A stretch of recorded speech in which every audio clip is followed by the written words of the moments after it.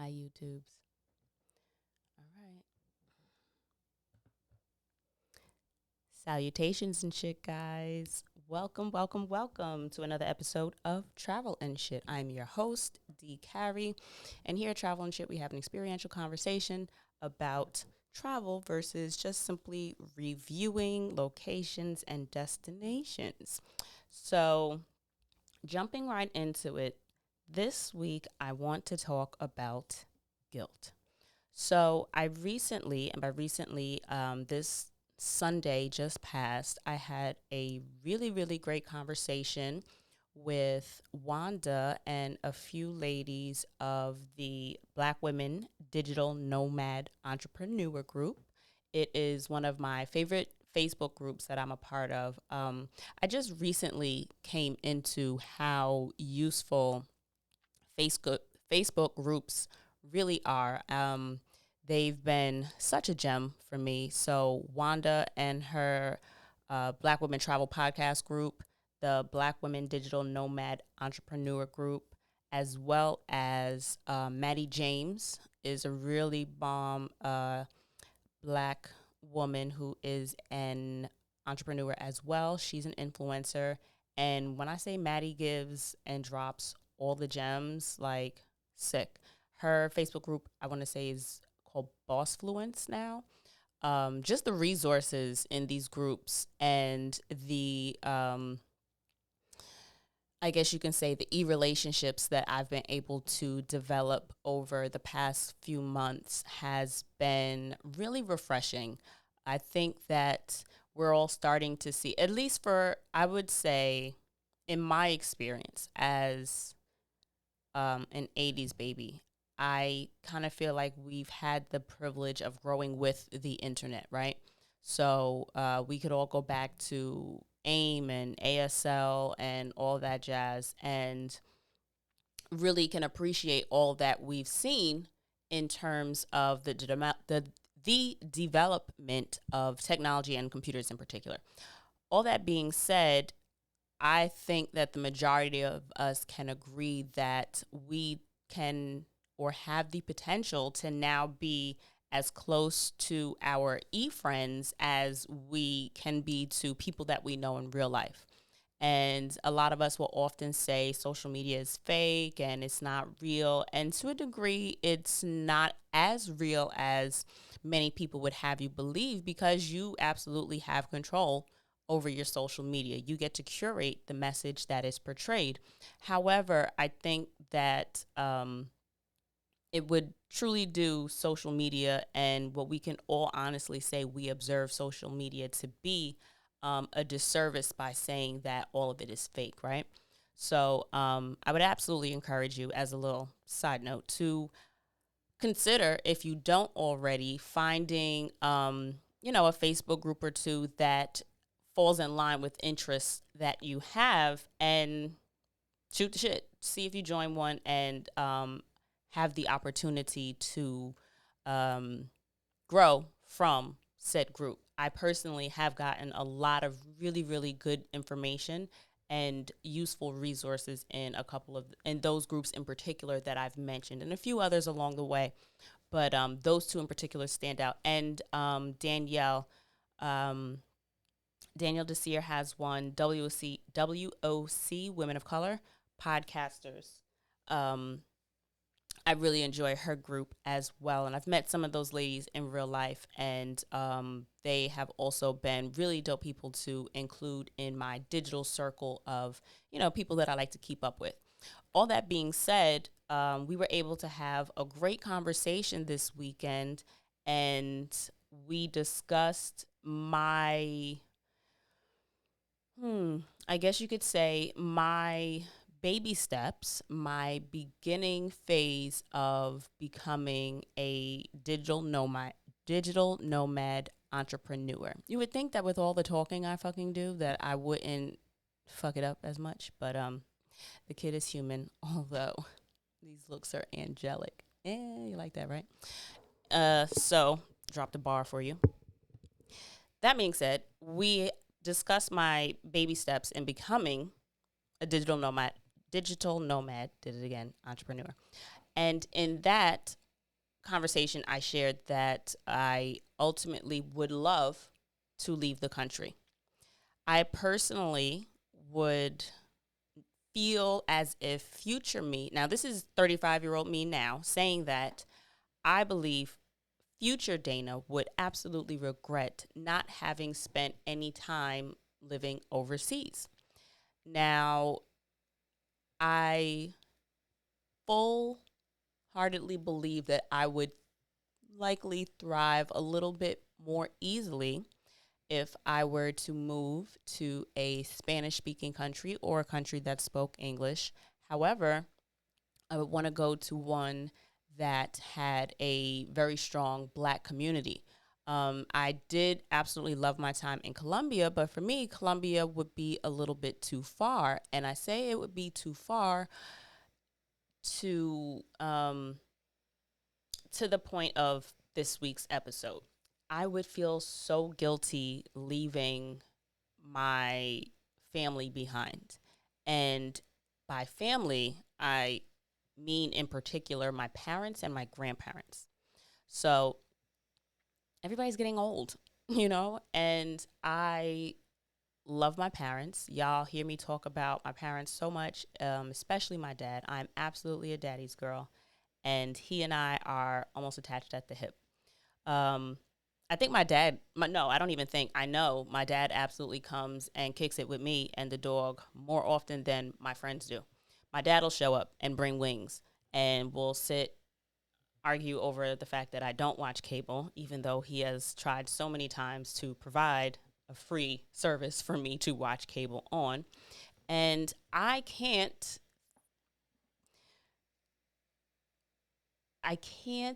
see him being any form or shape of okay with me moving out the country.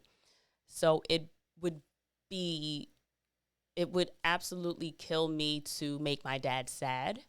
But I also, just lost one of my grandpas in October. It'll almost be a year soon.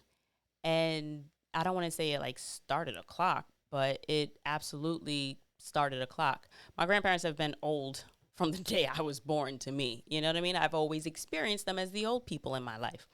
And I never really saw them as old in the, I guess you could say, stereotypical sense, because they've all been active. They all live on their own. They're all very mobile. They're all self sufficient, thank God. And my grandfather that passed was he's really the first one, the only one that has any serious health issues. He died of cancer. And so I know that my time with anybody on this planet and anyone else's time with me is limited. Um, but after losing someone close to you, it kind of makes you appreciate the people that you do have more, right? Be patient with me, guys. All that being said, I want to have the experience of living abroad. However, I absolutely didn't get like this in my bag when I had the conversation on Sunday, so I don't know what the fucking difference is now. But I absolutely want both. I want to be able to enjoy the time that I have with my family while I have them. However, I don't want to give up on myself and something that I know is really important to me. So, the guilt. So, I I don't want to say drew the line, but I figured now both of my parents are retired, so they fully have the opportunity now to pick up and visit me whenever they would want to, and for an extended period of time as well. However, because my grandparents are older as well, my parents are, not caretakers, but they're absolutely there to pick them up and take them to doctor's appointments, to pick up prescriptions, or to make grocery runs, or, just to absolutely check on them and make sure that they're okay. And my dad is absolutely that for everybody. All of the older aunts and uncles, even like my younger cousins, like growing up, I never realized how much of a community dad I had, in the sense that, like, my dad would go to, school for my cousins if their parents couldn't get up there. My dad would always be the one he fixes everybody's car. My cousin David, same thing. Like, between my dad and my godfather, who's my cousin David, everybody has the car hookup. Everybody's bringing their car there, and they make sure that we all get one when we need one. We all get it serviced when we need it. And my dad is the one that does all the groceries, especially during this COVID. When it snows, my dad has to make sure that, everybody that needs help getting their shit shoveled out or things dropped off and picked up, he's there. So it's not like he and my mom could just disappear for 5 months at a time, because God forbid somebody needs something. If my dad's not there, really, who's going to do it, So I kind of said in my mind that if I were to move outside of the country, that I wouldn't really want to do it for a period. Like, I didn't see a permanent move. I absolutely don't want it to be permanent. And I don't want it to be too far. That's why, even though I loved Colombia, I felt it was a little bit too far for me to distance myself from my family. I figured, why not Mexico, right? I'd also heard that you only need, you don't need, you have the ability to stay there for 6 months without having to do any visa paperwork, and it's right there. And we could easily, get back and forth. Hell, you could drive if you really needed to. Also, I had suggested to me in the group that Panama was close and absolutely has a strong Black population. I don't think I've ever met a non-Black Panamanian in my life. I'm certain they exist, but not to, anyone that I've personally met and knew that they were Panamanian.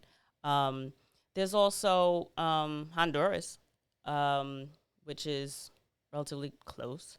And I know I've met Black folks from Honduras. But Mexico just has a little bit more appeal to me, just because it is that much closer. Like, we share borders.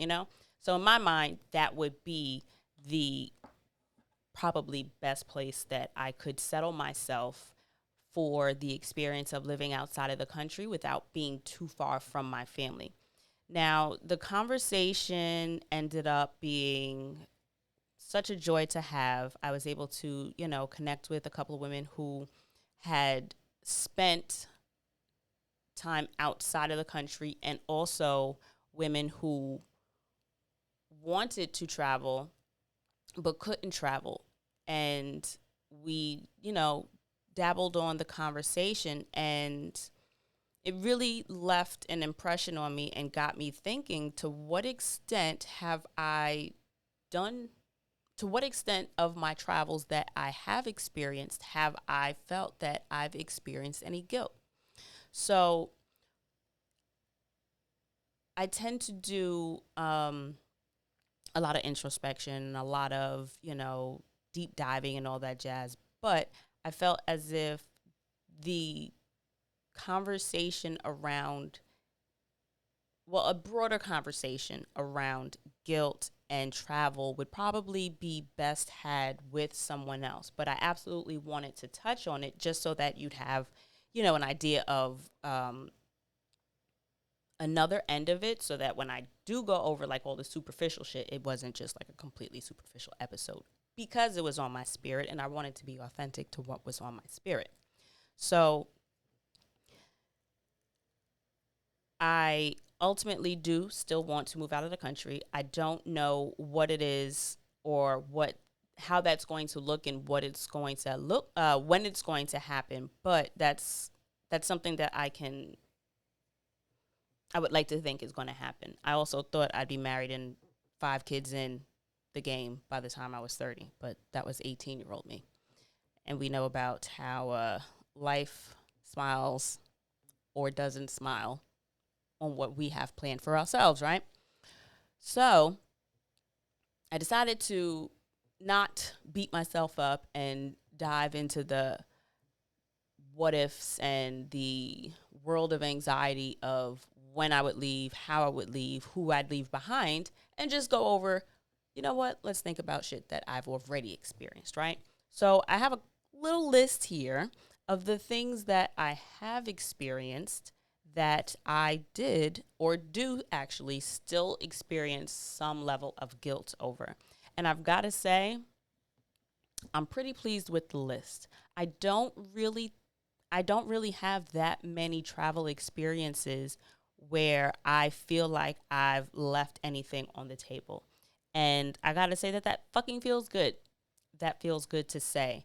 And I absolutely think that I can attest that to me trying so genuinely to be present in the moment when I travel. And I impress upon you guys as many times as possible that travel is so much more than vacation. Although you absolutely have the experience of vacation when you travel, they don't always have to be a part of the same package. You have the opportunity to explore, adventure, and do things differently in new spaces and view things differently in new areas. It's kind of like if you think about the common theme over discussing vacation with someone, right? If you think of probably the last time you may have touched on vacation with a coworker, right? Something around that conversation was, oh, I can't wait to get away from this place, work. I can't think of, that many of us, sadly, that love our full time jobs. But for those of y'all that do, my heart is happy for you. And I really wish that for everybody. Because I think that honestly, if more people in the world were happy, then we would all be in a better place, right?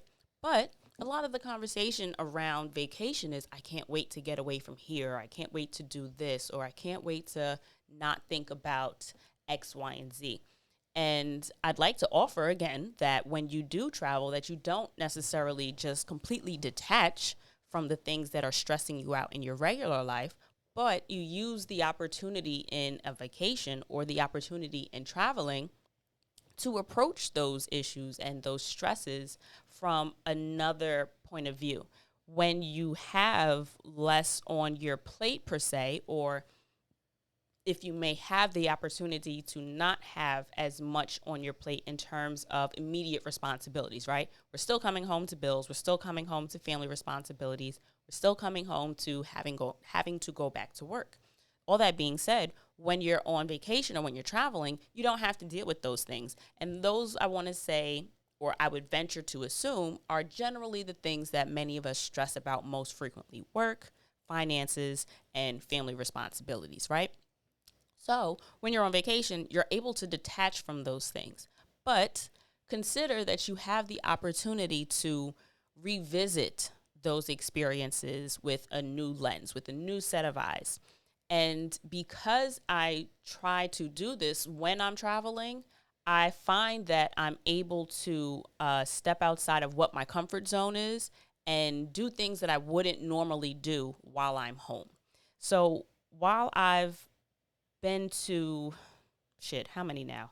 I want to say 22, 23 countries or so. I don't have that many regrets. But, oh, I had to get back to this. Totally missed that part. So I'll get to that. Tab it in. But before I get that, one of the things that I regret the abso-fucking-lute most is riding the elephant in Thailand. So I never intended to do it. Like, I didn't go to Thailand, and I was in Phuket.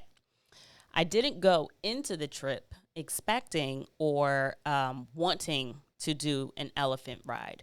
I possibly considered, oh, okay, if I do go, I'd want to go to a sanctuary, but never really gave it too much, additional thought. It was just one of those things where I'll figure it out when I get there. But I absolutely knew that I really didn't want to support something that I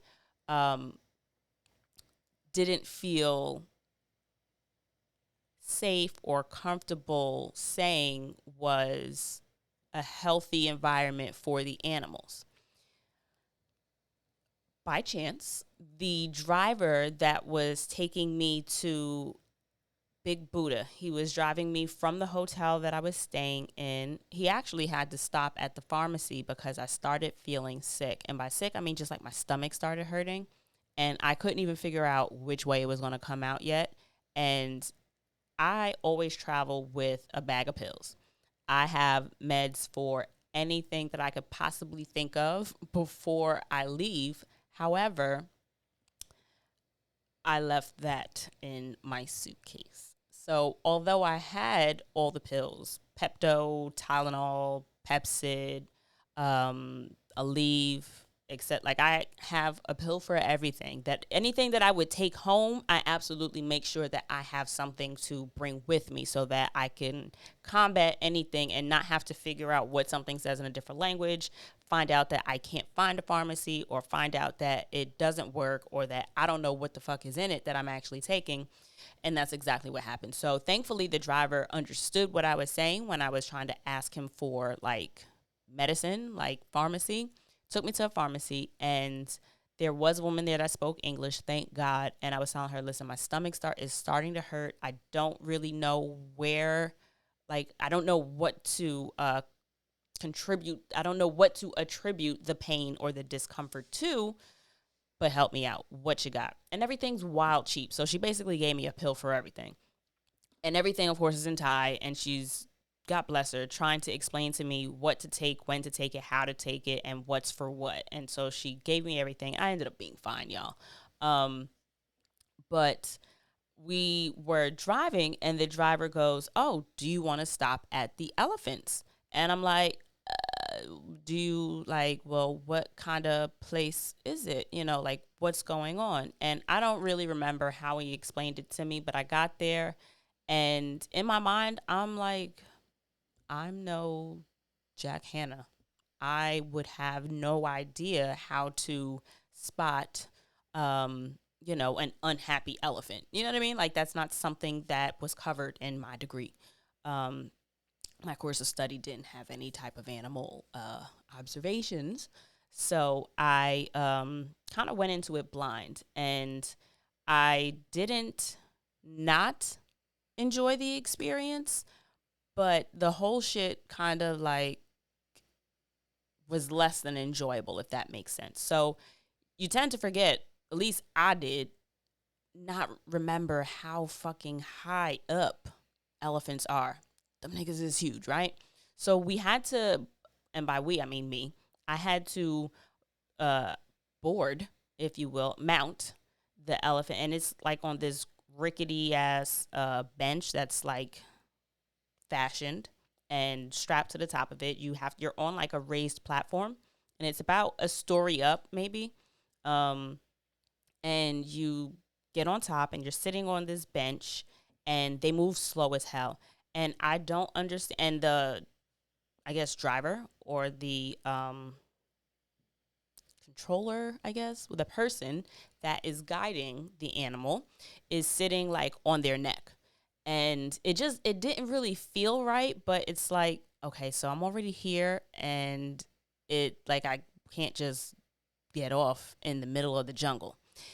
I also totally forgot that being that high up puts you much closer to the trees, and there are a lot of spiders in there. Okay. My brother tried to warn me beforehand. He was like, did you know like Costa Rica translate to land of the spiders? It doesn't. However, I fucking understand his point. I hate spiders. I hate spiders. I hate spiders. They creep me out. There are no good spiders. Fuck them all. They're unnecessary, because if I'm still getting mosquito bites, they're not doing their job. So for all of you that say, oh, they kill the mosquitoes or they kill the bugs, they don't. Because everywhere you go, still fucking bugs. All right? So miss me with that explanation every single time. And I was so scared. I was terrified, because not only are these motherfuckers moving slow, they're also like, it's let's say there's 12 feet of pathway to walk on. These bitches is walking on the fucking 5 feet closest to the edge. There's all of this space, all this ground, all of it, and they're right on the edge where there's like jungle, all like down on the ground, all jungle. But and the elephant is just moving slow as fuck right on the end, and like I'm watching, and I'm like, yo, I don't. This could be it. I shouldn't have done it. This was totally a bad idea. And what are you gonna do? So we're moving slow, and there's a bunch of like low hanging branches, and so you want to like duck and avoid it, but at the same time, you're sitting on top of an elephant, and you don't know if you're gonna fall off the rickety ass little bench that's on there. And if I fall off the bench, we on the 5 feet of space that's on the end of the fucking cliff. So it's just like, all right, so if I bob or weave too far, I'm gonna fall off and then into the jungle, and that's it. So yeah, that's what I get. I did have some moments where I was able to really draw back and not be, in the midst of all the trees and all that jazz. And the scenery was beautiful. It was really nice to be in the jungle. But yeah, absolutely regret that elephant ride. 0 out of 10, don't recommend. That was not a good experience for me. You do what you want. Another thing that I definitely think about quite often when I think about things that I wish I'd done differently, even though I can't see that I ever would have done it differently. I do often look back on sleeping and sleeping and sleeping the day away. I absolutely missed. It was a lot of rain at the beginning of my trip to Thailand, and when I arrived, I got in late at night. I ordered some room service. They had just started talking about some dramatic shit that was happening in Qatar where I just arrived from. And I was hearing that they might close off like airspace over Qatar. And then I'm like, oh, fuck. So I still have to get back home. Like my layover back home was also in Qatar. And in my mind, I'm like, so is this where an adult cuts their vacation short, right? Do I leave now in the off chance that I may not be able to get back home? Or do I, take advantage of the fact that I'm all the way in Thailand at this point, so I might as well stay, enjoy my couple of days, and see what happens when it's time for me to go home. Thank God I was able to get home. There weren't any issues that, restricted me from being home there weren't any issues that restricted me from getting home, and I was able to do so without incident. So, amen to that. But that was probably one of the first times I experienced such heavy jet lag. I was hit. Like, it just wasn't happening. And it was really rainy weather out. So it was like, you try to wake up the next day. My body wasn't adjusting because I'd spent about 2-3 days in Qatar. I don't even know if I was now further ahead. I don't know if I was the same amount of time ahead from. I don't know where the fuck I was in the time spectrum. And every time I woke up, it was real gloomy out, and I had a really great view. But it was like there was no sky, there was no blue sky. It was all gray, and it was raining. I was just roll over, went the fuck back to sleep. Turns out it ended up clearing up because the next day when I tried to book the beach excursion that I wanted to Fifi Island, the lady at the the event table, like the little area in the hotel where you can go and book activities and stuff, was like, oh, I'm so sorry, we don't have anything that's going today. Yesterday actually would have been the best day. The weather was beautiful there. So, pro tip, if where you're staying has bad weather, absolutely look into what the weather is doing in the area that you would like to go have your activity, because sometimes it's actually nice there. So sometimes you gotta suck it up, deal with the bad weather where you're at just to get to a location that has much better weather. And vice versa. It may be beautiful and gorgeous outside where you are, but you have plans to go someplace that is outside of that local area and into trash weather. So make sure you pay attention to the weather in the areas, not just where you're staying, but in the areas where you intend to spend your time for the day. So I absolutely missed out on that opportunity.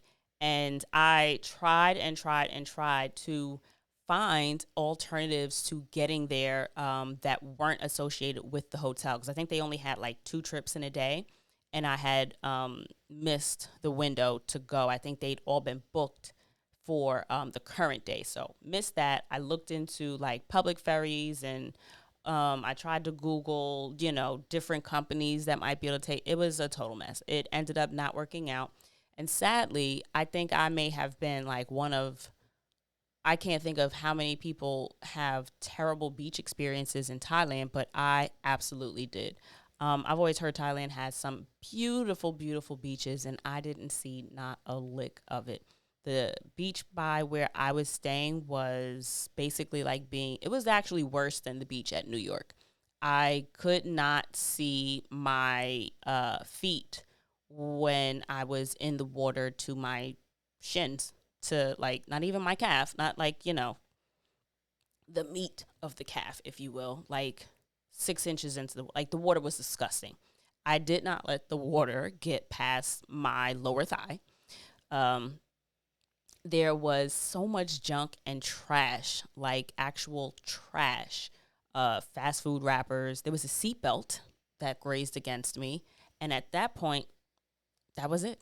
But I made it to Thailand and I absolutely was going to step into the ocean, but I didn't get to enjoy it because it was fucking disgusting. The beach was scattered with garbage as well.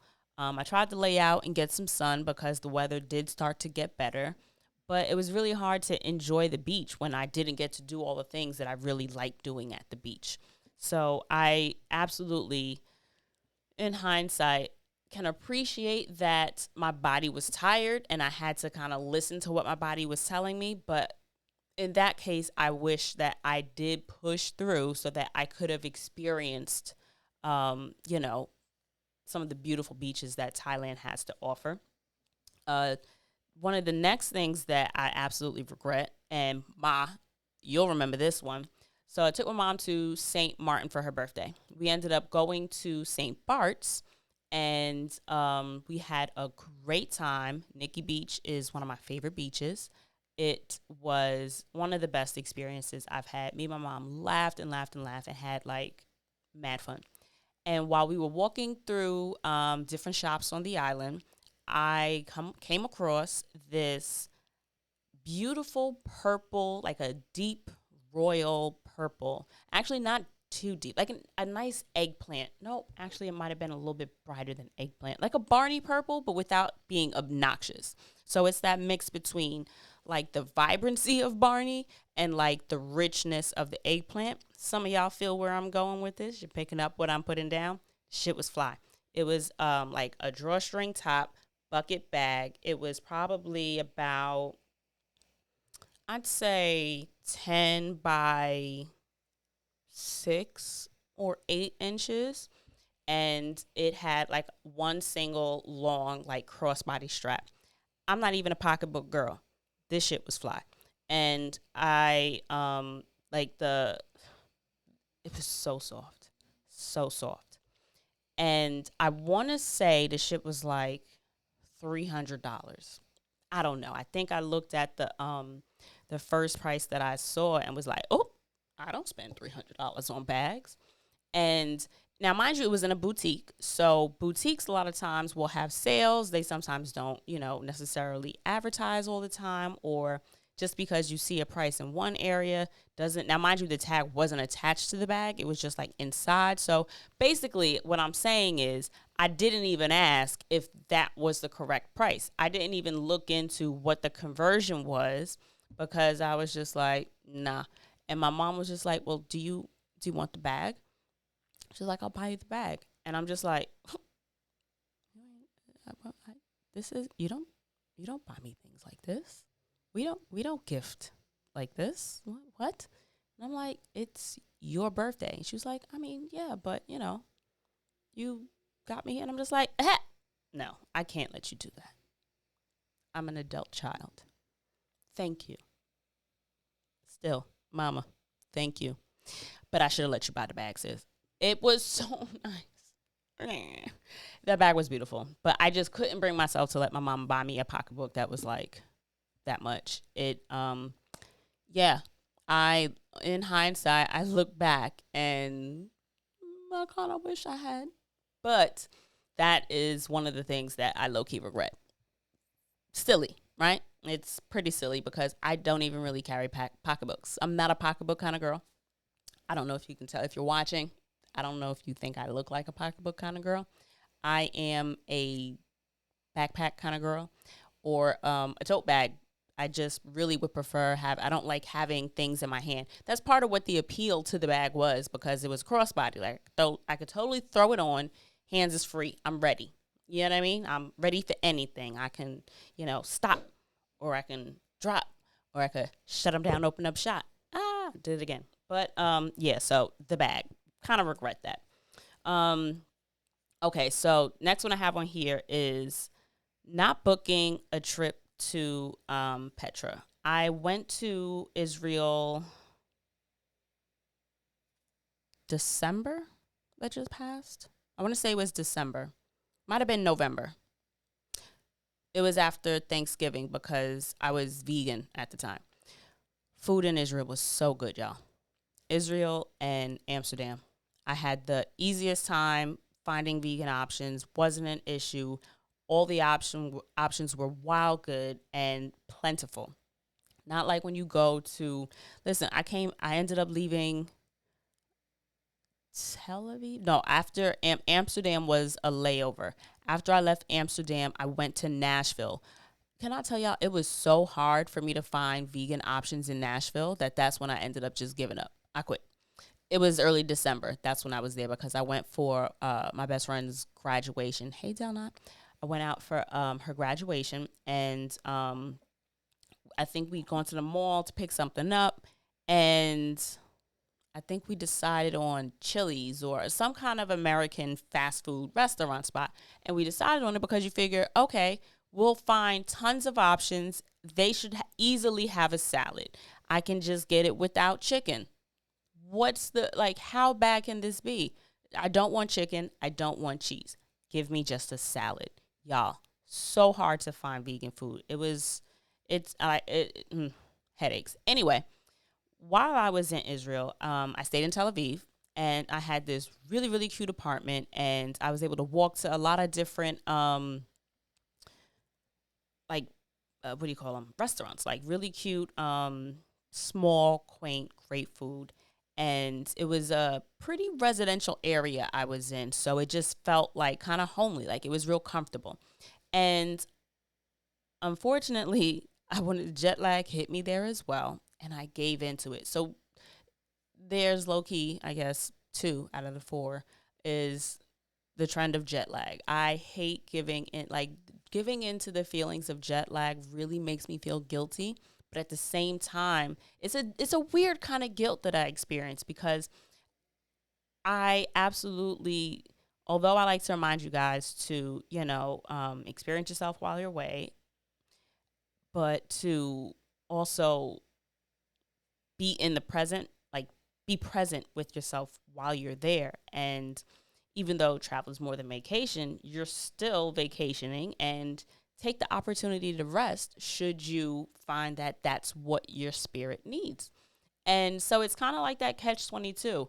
I value and find honor in resting while you're traveling and resting while you're on a vacation. But at the same time, it's like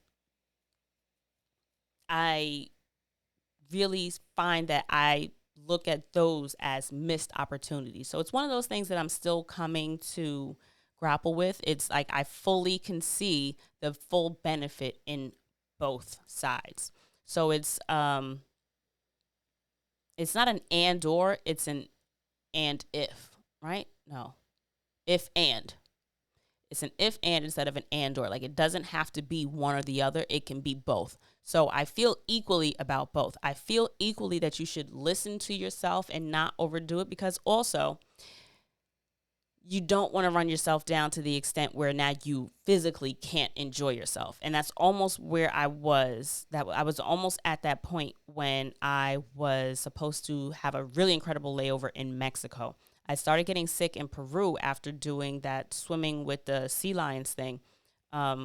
Seals or sea lions? I think they were. I think they were sea lions. I don't fucking know. It was the slippery animals in the ocean, right?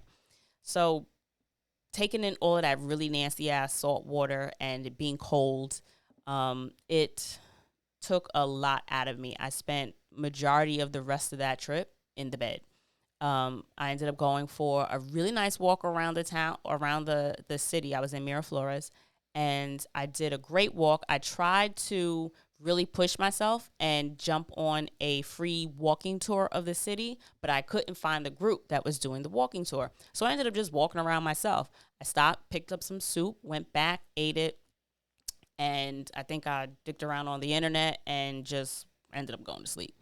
Woke up, ended up going to the airport, I think the next day, and I was this close to booking a day tour to go explore the ruins in Mexico City. And I get to the ticketing desk because I couldn't do mobile check-in or check-in at a kiosk. And they tell me, hey, yeah, so your flight's been delayed. Okay, well, how long? Oh, 9 hours. What? So 9 hours is more than a work shift. What we doing, sis? And mind you, I was still mad early. So I'd gotten to the airport like 3, 4 hours beforehand. So I got 12 hours before my flight, basically. And so her options were, well, we can comp you, a hotel, or we can just give you free access to to the lounge. And I opted for the lounge because even though a hotel would kind of be nice, I'd still have to pay for the taxi again because I'd already paid for the taxi to get to that bitch in the first place. I'd have to pay for another taxi to get to the hotel, and I'd have to pay for another taxi to get back from the hotel to the airport, and then I'd have to feed myself. So it's like I ended like what you doing for me? Not really that much. You know what I mean? And I absolutely wasn't going to just sleep in the airport on my own. So yeah, I'm gonna take your lounge. Of course, there's free food, there's free drink, not alcohol, but there was free food and drink in the lounge. It wasn't the greatest food. It was like, what's the word I'm thinking of? Not really hors d'oeuvres, more like tapas. It was more like tapas food. It was just a whole bunch of like finger shits and yeah, okay. It was, and they did have an area that did have like a bed, but one, I was a little skeeved out about sleeping on a bed in the airport, and two, there weren't any available. So even if I did want to chance it, throw a jacket down and then lay on top of the jacket, because I really avoid germs in all instances, and that was before this COVID shit. I avoided them shits like the plague because, that's what the plague is, right? Germs. So I avoided germs anyway, and so I didn't have a bed at my disposal, so I ended up stuffing my face as much as possible. And then I found like some chairs in a corner, and I locked my suitcase in the lockers that they have so that I wasn't worried about my stuff getting taken. I tried to walk around the airport, see what was going around, if there's anything I wanted to buy, and then I went and slept in one of the chairs. But yeah, so that was the experience in um, still Peru, Miraflores, because I didn't make it to Mexico for longer than, I think I was in Mexico for like 3 hours. So I ended up just going to a restaurant, getting something to eat. But I say all of that to say, because that was absolutely a rabbit hole. Sorry about that, y'all. But I mentioned that because I was already, I think, like at my body's physical limitation. Had I had gotten to Mexico and done a full day's walking tour after already not feeling well, there's no telling what it would have what that would have transitioned into. Like, I really think I could have gotten so much sicker, and I would not have wanted to really jump from like the cold weather in Peru at the time to like the much hotter weather in Mexico, and especially considering I would have been outside in the heat and doing like a strenuous activity. It would have been walking the entire day. So I think that, what's for you is for you. Yeah, you ain't really missing an opportunity. So although I do have a little bit of regret missing, I do feel like I, wish I could have. I didn't. And I again let the jet lag hit in Tel Aviv. And I don't think it was really jet lag, actually. I think the kid was just being lazy because I did get up and go. I went to go eat. I picked up some food. I went outside and went for a walk, got some food, looked at some nearby shops. And I was this close. Oh my gosh. So I will say, I want to say it was Abraham Tours. They had uh, and Abraham Tours you they also were in affiliation with I don't know which one it was. Now I don't know if they have like a chain of hostels of their own or if that tour group is just affiliated with a certain hostel chain or a certain type of hostel. But I know that I had seen that they offered different tours in conjunction with staying at a hostel. I think you got the tour for free, but you're able to book this tour separately. And I found this kind of like, not in an underhanded way, but like I found it like I had to finesse it. You know what I mean? So it wasn't very much broadcasted. Like I think I ended up I don't know how I ended up on the hostel site. And then I saw that you could book tours with the hostel. And then I was looking like, well, since I'm not staying at the hostel, I stayed at this really cute apartment. Actually, the inside was cute, but the outside was wild. Like the outside was like, ooh, where am I? It took me forever to find the place also. But all that being said, it was, I don't know, it was the perfect tour for me. It was walking through the towns, but they brought you to an area where I don't know what the black community was. Like, I don't know what their ethnic makeup was or what region or nationality they represented, but they were walking through the tour. Like, the tour was walking through the community, take, food tasting all the ethnic foods in the area and really doing an in-depth social kind of mashup of the community and the people from the community and just like it was people, right? And it was culture, and I was so on board. And of course the shit wasn't available while I was there. I think it was only offered on Thursdays and I was leaving like on Wednesday. And I was so disappointed. But that had me digging around for other experiences that I could do. And of course, there was a day trip where I could have gone to Petra, but again, I was looking at the weather and it didn't look good. And actually, I think I did book it. Did I book it? And then they canceled, like they called me like an hour after and was just like either not enough people had signed up or the weather was bad. Either way, the shit ended up not happening. So I was really, really disappointed. But at the same time, I didn't like fight the situation. You know what I mean? So it was just, again, another missed opportunity in the space. Like, I think it's in conjunction with spending so much time inside, like feeling like I'm doing the same things that I do at home. So when I'm home, I kind of just chill in the house. I'm completely content though. Like, I don't feel like I'm missing anything when I'm in the house by myself. I have no problem binge watching something on TV. I have no problem diving through the internets and looking into something that I'm interested in, reading a fucking book. And when I travel, I just really feel like I have to experience as much as possible because one, I've spent all my money to get here, and two, I've spent so much time getting here. I hate being on planes. I enjoy traveling, but that commute part, I don't fuck with. I don't even like commuting when I'm home. I don't like really going places because I don't like driving. I hate driving. I've always had a car. I've always driven because I live in Queens. So it's not exactly, it's what we consider like the two-fare zone where I am because I don't live by the subway. So I either have to take the bus, not happening. I hate the bus. So, but I hate the bus more than I hate driving. So I will get in my car before I get on the bus. And I either And I don't enjoy the commuting. Like, that's another reason why I don't really go out and do things, because I don't want to drive there. I don't want to look for parking. I don't want to sit in traffic, shit like that. You know what I mean? So it's very um, much the same when it comes to the commute part of traveling for me. Like, I don't like being in airports. I don't want to sit on this plane. I love being in new destinations, but I don't enjoy the get there at this point.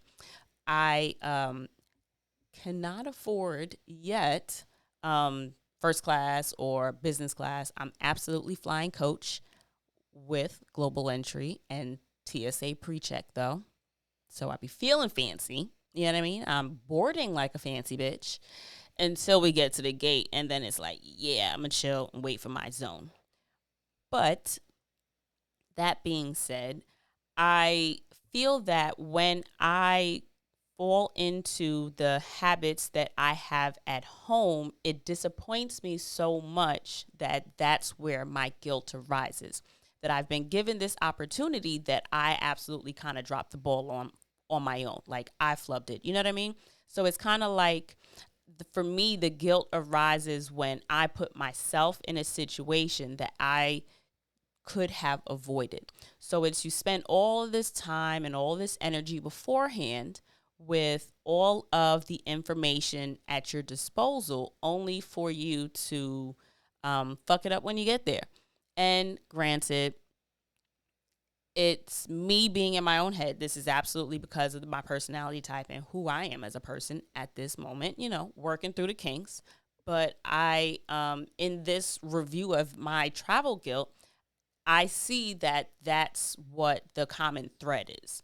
So, knowing what that thread is, though, gives me the opportunity to kind of, I don't want to say pick at it, like continuously judge myself, but to kind of dive into what that may actually mean in terms of doing the work. You know what I mean? In terms of bettering myself and becoming not just a better traveler, but a better like world exister. I feel like if we spend more time being present with ourselves, both travel selves and both home selves, we're able to pick out the parts of us that we enjoy the best and focus more on the good, hopefully, as opposed to spending so much time harping on the bad. However, it's, in my experience, sometimes beneficial to review or examine the bad so that we're able to appreciate the good as well. They say you can't enjoy the sun without the rain, blah, blah, blah, and all that kind of shit. So it's like, I mean, although we all know that we have both good and positive qualities, if we're not paying attention to what those qualities are, it can be really easy to get them lost in the mix or, fuck it up in the shuffle of it all. So I did mention before, what I wanted to touch on real quick was not only in, like, back to the digital nomad thing, um, quitting a job, the guilt that, now this is it's a little complex. Like, I make pretty good money. I don't make a lot of money, but the job I have now, I make more than I've made at past jobs. But I hate the job. The shit don't align with my spirit. Nothing about it except for the opportunity that I have to help people, especially people that look like me. I help a lot of black and brown folks in what it is that I do. And that in and of itself brings me joy in the work that I do. And that's the only thing that brings me joy in the work that I do. But that being said, it's one of those jobs that a lot of people can consider a career. For me, it ain't. It's a fucking job. It's not even a job. It's a check. And that's what another thing is. I kind of fear, or I fear that I will experience guilt walking away from that. And I think that that is because of a level of self-doubt. Because as an entrepreneur, especially in the beginning, you don't always know what your breadwinner is going to be. Like, at this point with me, really trying to focus more on the business end of the podcast. Like, I love just showing up and talking shit. I can talk all fucking day. And especially when it comes to travel, I'll loop anything. Like, I'll put things together and just make it a travel conversation. That's what I enjoy, right? So the hobby end of this, the creative end of this, it's very enjoyable to me. I really fuck with it. However, the business end of it, trying to market this shit and trying to, you know, develop and build and plan and produce content in the future. It's for me and my personality type. I'm gonna say it that way again. Um, that's the difficult end. For me, that is what's difficult. And that being said, I think that not I kind of, it's funny I should bring it up because I was actually giving one of my little cousins advice last night. Shout out to you. Love you, kid. Still, always. Um, and I told him that if you do the work and figure out and answer all the questions anybody else can ask you or all the questions you can possibly come up with, then you'll feel more comfortable in making the decision that you make. Ain't gonna be nothing I could tell you to do because you've done the work to answer all the questions that you in particular have. And if you really doing the work, like if you're really looking into it responsibly, then you'll be able to answer, you know, outside of the superficial questions that you can ask yourselves. Because, you know, sometimes when we want to do something, we'll be really light about it. We'll just like, oh, we'll ask little baby questions or we'll just tap on the surface. Be like, tap, tap, tap. I'm just going to ask a little bit of this, you know? But no, if you really responsibly do the work, you're going to answer the questions that your mama would ask you. You're going to answer the questions that your best friend would ask you or even your enemy is going to ask you. Anybody that is really, really, I think, and I can only speak in my experience, but when you really do the work, I feel like you are able to be more confident in not only speaking about it, but in your experience of it or in your willingness to take risk with something. And as much as I love the podcast, it's been very difficult for me to find the joy in all of the business end of it. And that brings me right back to the, well, what about my bread? So I get paid every 2 weeks. My account get hit. I have good benefits. I got dental. I got medical. You know, I have all of this vacation, and this job is what has been giving me the opportunity, the financial freedom to travel so much. And I don't mean financial freedom like the kid is guapped up, but I live pretty comfortably. Also, it's just me and my dog. You know what I mean? I don't have a lot of financial responsibility in terms of I ain't got no mortgage. I ain't got a car note. You know, I pay rent, but I don't have any kids. I'm not saving for, you know, any major purchases or anything like that. So my money is my money and I do what I want with my money. So the idea of having to be more fiscally responsible scares the shit out of me. And the idea of not knowing where my check come from kind of scares me. So it's knowing that if I were to take that leap and, you know, travel full time, and by travel full time, I mean being a digital nomad, like making my money from whatever work I'm able to engage in or produce from wherever I decide to locate myself, it's on me. You know, it's kind of like, well, if you fuck up, then what? You walked away from a union ass job. You know what I mean? And I know I absolutely can't do this for the extent of what I would need to, you know, work to get my pension or nothing like that. So that ain't happening. But yeah, like I feel as if, and this is absolutely just like anxiety talking because what else would it be? I can't read the future. That wasn't in any of my lesson plans either. But that, I just feel like I don't want, I'm putting the, I guess, I'm putting the guilt on myself before I even experience it.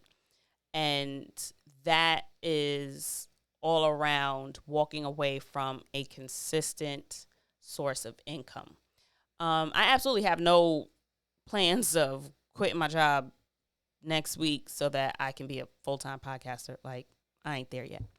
But I'm absolutely in the process of working on being able to support myself with doing a lot of different, digital content, finding ways to diversify my streams of income so that I don't have to be dependent on one place or space for my monies, or so that I don't have to be in one location should I not want to.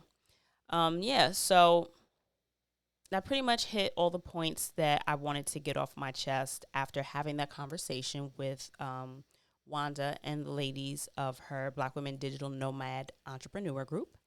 That is a Facebook group. I actually do also have a Travel and Shit Facebook page. It's not a group.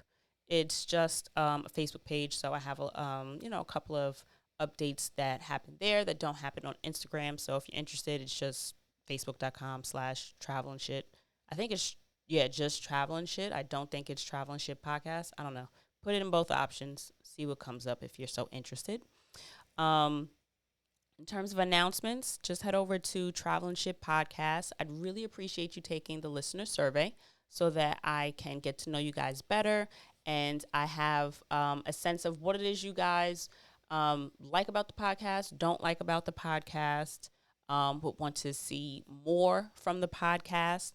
I would love if you would sign up for the mailing list.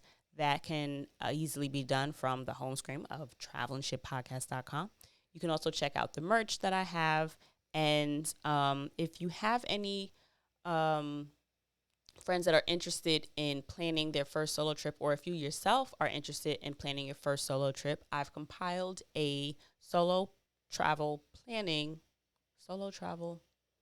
course to help facilitate you planning the first solo trip that you dream of.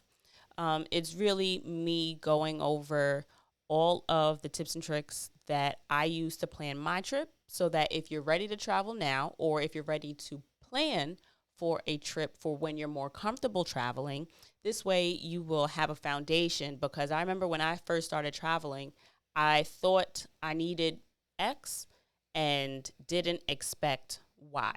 And you're basically able to learn from my mistakes.